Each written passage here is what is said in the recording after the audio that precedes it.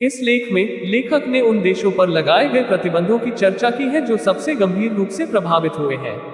सबसे पहले क्यूबा का उदाहरण दिया गया है, जो द्वितीय विश्व युद्ध के बाद से लगातार प्रतिबंधों का सामना कर रहा है। 1959 में कास्त्रो की क्रांति के बाद अमेरिका ने क्यूबा पर आर्थिक प्रतिबंध लगाना शुरू किया, जो 1962 के क्यूबाई मिसाइल संकट के बाद और भी सख्त हो गए। इन प्रतिबंधों में व्यापार अवरोध और संपत्ति की फ्रीजिंग शामिल थी। हालांकि क्यूबा ने सोवियत संघ के समर्थन के कारण इन प्रतिबंधों के बावजूद अपनी अर्थव्यवस्था को बढ़ाने में सफल रहा।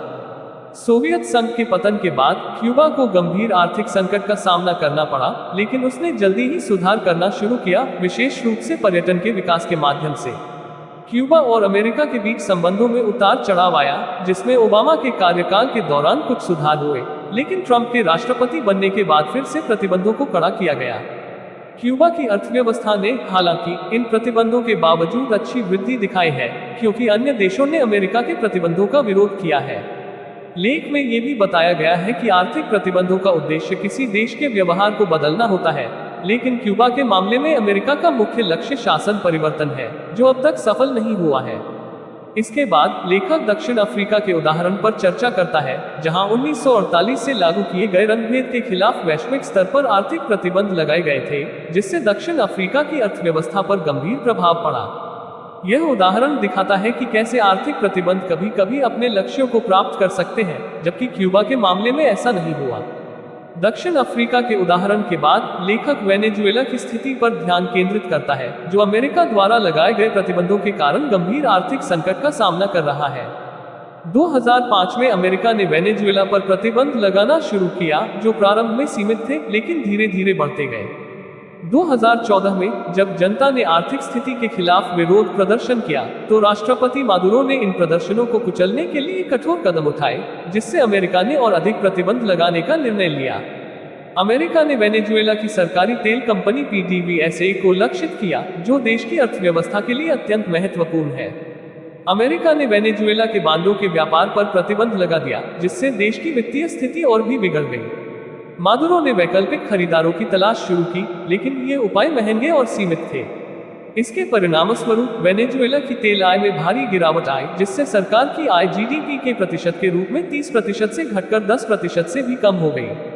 इस आर्थिक संकट ने देश में बुनियादी आवश्यकताओं और बुनियादी ढांचे पर खर्च में कटौती को मजबूर किया, जिसके परिणामस्वरूप बुनियादी सेवाओं में गंभीर गिरावट आई।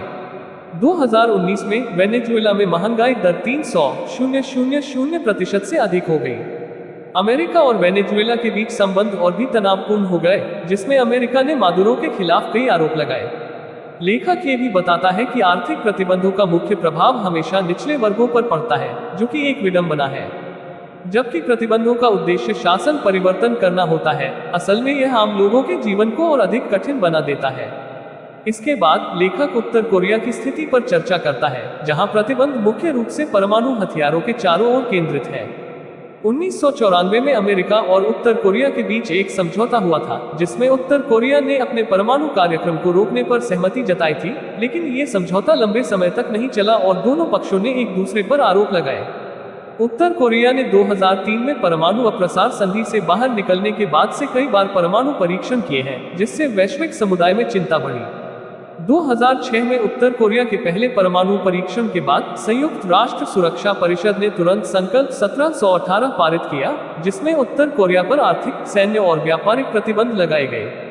तब से उत्तर कोरिया ने लगातार परमाणु परीक्षण जारी रखे हैं और हर बार जब वह एक नया परीक्षण करता है, तो संयुक्त राष्ट्र नए प्रतिबंधों का पैकेज पारित करता है। संयुक्त राष्ट्र आमतौर पर किसी देश या उसके सरकार पर संपूर्ण प्रतिबंध नहीं लगाता, बल्कि व्यक्तिगत व्यक्तियों या संस्थाओं को लक्षित करता है। इसका कारण यह है कि संपूर्ण प्रतिबंध बहुत कठोर होते हैं और सुरक्षा परिषद में सहमति प्राप्त करना कठिन होता है।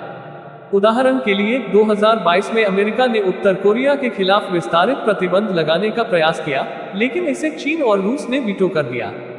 हालांकि उत्तर कोरिया ने इन प्रतिबंधों के बावजूद अपने परमाणु कार्यक्रम को जारी रखा है।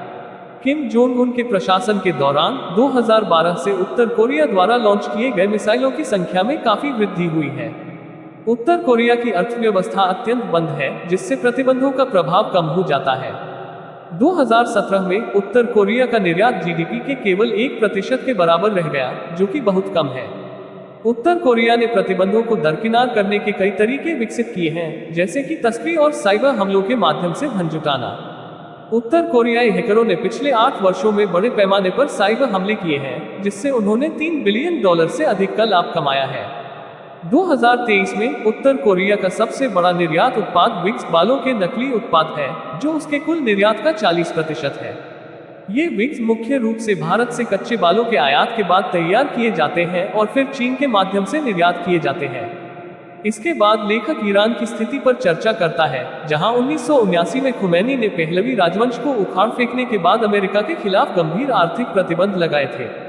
ईरान ने कई बार बातचीत की कोशिश की, लेकिन अमेरिका ने ईरान के खिलाफ प्रतिबंधों को बढ़ाना जारी रखा, विशेषकर जब ये पता चला कि ईरान गुप्त रूप से परमाणु परीक्षण कर रहा है। 2000 के बाद अमेरिका ने द्वितीयक प्रतिबंधों को लागू किया, जिसका अर्थ है कि न केवल अमेरिका ईरान के साथ व्यापार नहीं करेगा, बल्कि अन्य देशों को भी चेतावनी देगा कि यदि वे ईरान के साथ व्यापार करते हैं तो उन्हें भी दंडित किया जाएगा।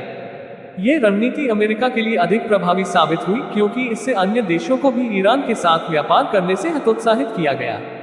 रूस की केंद्रीय बैंक की विदेशी मुद्रा भंडार के लगभग $300 बिलियन की संपत्तियों को फ्रीज कर दिया गया है, जिसमें से अधिकांश संपत्तियां बेल्जियम में रखी गई थी।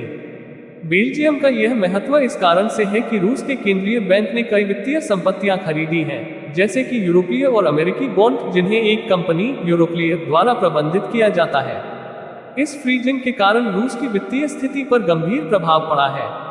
रूस ने इन आर्थिक प्रतिबंधों का सामना करने के लिए अपनी खुद की प्रणाली विकसित की है, जैसे कि 2014 में स्विफ्ट के विकल्प के रूप में SPFS नामक प्रणाली। हालांकि SPFS को अन्य देशों के बैंकों द्वारा अपनाने में समय लगेगा, क्योंकि नेटवर्क प्रभाव की आवश्यकता होती है। वर्तमान में रूस के लगभग 1/4 क्रॉस बॉर्डर भुगतान SPFS का उपयोग कर रहे हैं। रूस ने अन्य उपायों के रूप में मित्रवत तीसरे देशों के बैंकों का उपयोग और क्रिप्टो करेंसी को भी अपनाया है। इसके अलावा रूस ने अपने खुद के स्थिर कॉइन विकसित किए हैं। स्विफ्ट से बाहर होने का रूस के वित्तीय प्रणाली पर महत्वपूर्ण प्रभाव पड़ा है। रूस के खिलाफ लगाए गए तीसरे प्रमुख प्रतिबंधों में आधिकारिक संपत्तियों का फ्रीज करना शामिल है, जो कि मुख्य रूप से केंद्रीय बैंक की विदेशी मुद्रा भंडार से संबंधित है। यह स्थिति रूस की अर्थव्यवस्था को और अधिक दबाव में डाल रही है, खासकर जब से यूक्रेन के साथ युद्ध शुरू हुआ है। इस प्रकार रूस पर लगाए गए प्रतिबंधों की संख्या 25,000 से अधिक हो गई है, जो इतिहास में सबसे अधिक है। इन प्रतिबंधों ने रूस के धनाढ्य ओलिगार्कों को भी प्रभावित किया है, जिनकी संपत्तियां विदेशों में फ्रीज कर दी गई हैं। इन प्रतिबंधों का प्रभाव न केवल रूस की अर्थव्यवस्था पर पड़ा है, बल्कि यह उसके राजनीतिक तंत्र को भी चुनौती दे रहा है। इस स्थिति में रूस की सरकार ने अपने नागरिकों के बीच एकजुटता बढ़ाने के लिए इन प्रतिबंधों का उपयोग किया है, जिससे कि वे बाहरी दुनिया के प्रति और अधिक शत्रुतापूर्ण हो जाएं। यह एक ऐसा चक्र है जिसमें प्रतिबंधों का उद्देश्य अक्सर उल्टा पड़ता है, और यह स्थिति रूस के भीतर परिवर्तन को और अधिक कठिन बना देती है। रूस की मुद्रा रूबल युद्ध की शुरुआत में तेजी से गिर गई, लेकिन रूस के पास एक महत्वपूर्ण लाभ है उसकी ऊर्जा संसाधन। रूस की वार्षिक ऊर्जा निर्यात लगभग 200-300 बिलियन डॉलर कमा सकते हैं।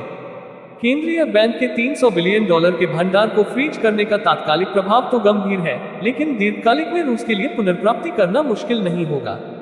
संविधान के अनुसार रूस के खिलाफ अगला कदम व्यापार प्रतिबंधों का है, जो मुख्य रूप से उसके तेल और गैस पर केंद्रित है। यूरोपीय संघ, जो रूस की ऊर्जा पर अत्यधिक निर्भर है, ने सीधे प्रतिबंध लगाने में हिचकिचाहट दिखाई है।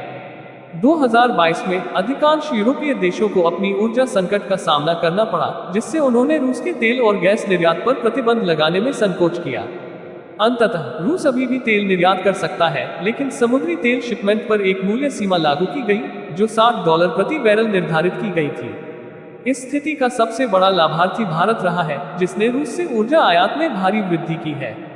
भारत ने पश्चिमी देशों के प्रस्तावित प्रतिबंधों का विरोध किया और रूस से सस्ते ऊर्जा आयात का लाभ उठाया, जिससे उसकी अर्थव्यवस्था तेजी से विकसित हुई। हालांकि भारत की इस नीति के साथ कुछ लागतें भी जुड़ी हैं, जैसे कि अमेरिका द्वारा लगाए गए अतिरिक्त टैरिफ। रूस ने पश्चिमी व्यापार और तेल प्रतिबंधों से बचने के लिए भारत और चीन को अपने निर्यात का एक महत्वपूर्ण स्रोत बना लिया है।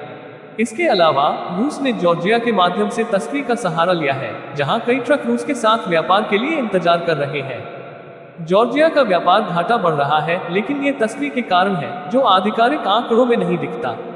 इसके अलावा कई पश्चिमी बहुराष्ट्रीय कंपनियों ने रूस से बाहर निकलने का निर्णय लिया है, जिससे एक प्रकार का आत्म प्रतिबंध उत्पन्न हुआ है। हालांकि रूस ने इन कंपनियों के जाने के बाद भी अपने व्यवसाय को जारी रखा है, नए नामों के साथ स्थानीय ब्रांड स्थापित कर लिए हैं। प्रतिबंधों का प्रभाव अक्सर अल्पकालिक होता है। जब एक देश अपने आर्थिक ढांचे को समायोजित कर लेता है तो प्रतिबंधों का प्रभाव कम हो जाता है।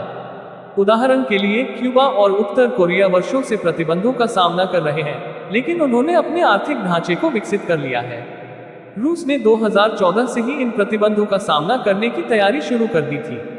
जब तक कोई प्रभावी समझौता नहीं होता, तब तक प्रतिबंधों का प्रभाव कम होता जाता है, जिससे निचले वर्गों पर अधिक दबाव पड़ता है। यह स्थिति अंततः एक दुष्चक्र में बदल जाती है, जिसमें निचले वर्गों का लगातार दमन होता है।